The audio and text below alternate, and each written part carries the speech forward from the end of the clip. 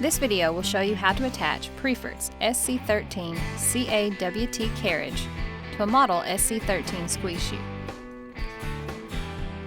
You'll need a 3/4 inch tool, like a socket ratchet or a wrench, and two 15/16 tools. You'll also need a lifting device, like a tractor or forklift. Using your lifting device, carefully lift the back of the squeeze chute off the ground. Once you have the back of the chute lifted, securely block under the chute to ensure that it remains lifted at least 4 to 6 inches off the ground. The carriage receiver attachment bar ships attached to the carriage. You will need to remove this bar to mount it to your chute. Begin by using your 15/16 tools to remove the 3 bolts and nuts from the receiver bar. Then, remove the lynch pins from the back tabs on the carriage. You can now remove the receiver bar from the carriage. Next, attach the receiver bar to the bottom back of the SC-13 using the bolts and nuts that you just removed.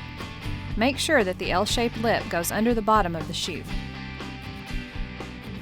Tighten the bolts and nuts firmly using your 15/16 tools.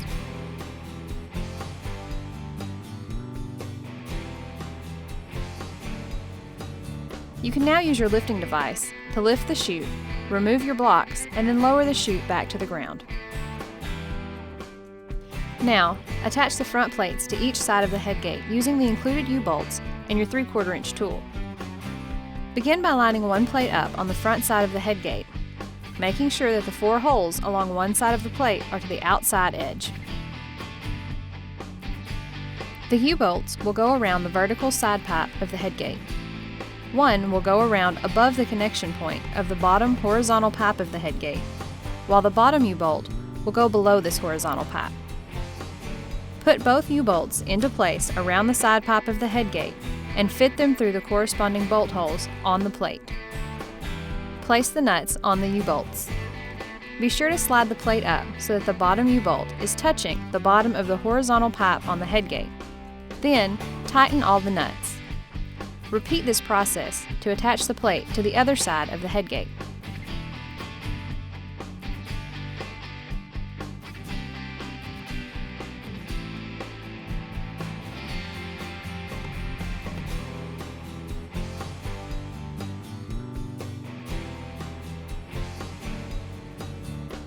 Now, remove the lynch pins and attachment pins from the attachment point on each side of the carriage.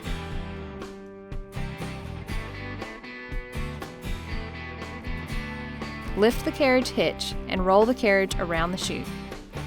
Center the carriage so that the tires will roll down either side of the chute. Roll the carriage towards the back of the chute, lining up the tabs on the back side of the carriage so that they roll into the slots on the carriage receiver bar that you just bolted onto the rear of the chute.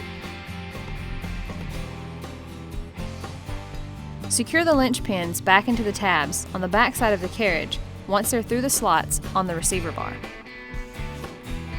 Now, move to the front of the chute on one side. Carefully push down on the front of the carriage, lifting the back of the chute.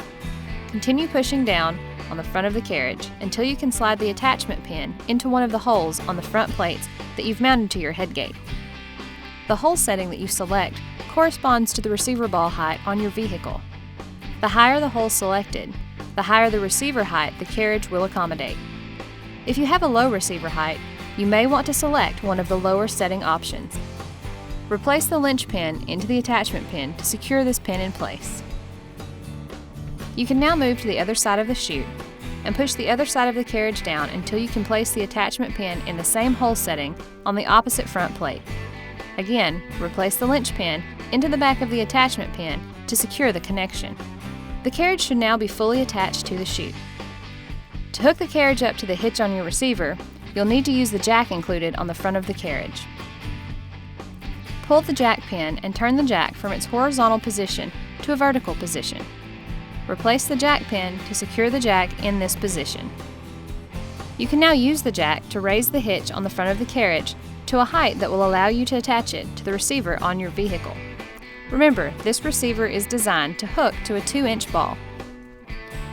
If the chute does not appear level when the hitch is attached to your receiver, you may need to select a different setting on the front plate attachment to better match your receiver height. Lower the jack and pin it back to the horizontal position for travel. Once you've moved your chute to the desired location, you're ready to remove the carriage. Begin by using the jack to remove the carriage hitch from your receiver ball. Once the receiver ball is clear, lower the jack until the front of the chute is resting on the ground. You can now return and repin the jack in its horizontal position. Next, remove the lynch pin securing the attachment pin on one side of the front of the chute. Push down on the front of the carriage and carefully remove the attachment pin. Move to the other side of the chute and remove the lynch pin securing the front attachment pin there. Again, push down on the front of the carriage and carefully remove the attachment pin, being careful to keep downward pressure on the front of the carriage while you do so. Once the pin is removed, slowly lower the back of the chute by raising the front of the carriage. You can now remove the lynch pin securing the attachment tabs to the receiver on each side of the chute. With these pins removed, you can roll the carriage forward away from the chute.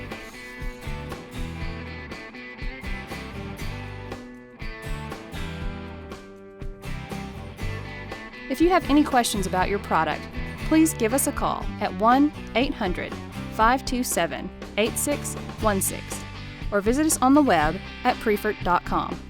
Priefert, America's #1 name in farm, ranch, and rodeo equipment.